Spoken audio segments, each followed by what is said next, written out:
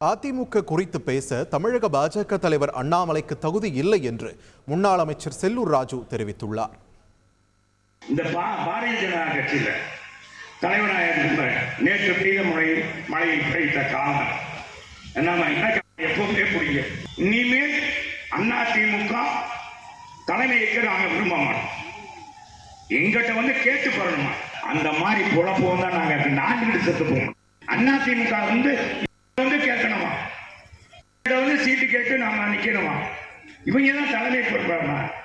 என்ன வாய்ப்புகள் போட்டு நீ பேசி பேசியே இந்த கட்சியை பாரதிய ஜனதா இருக்கிற அந்த கட்சி காவிகளே மாற்ற போறாங்க. இப்படி பேசி பேசி தனிப்பெரும் கட்சியா இருந்த பாரதிய ஜனதா நீங்க பாத்தீங்கன்னா மைனாரிட்டி கட்சி ஆகிப்போச்சு.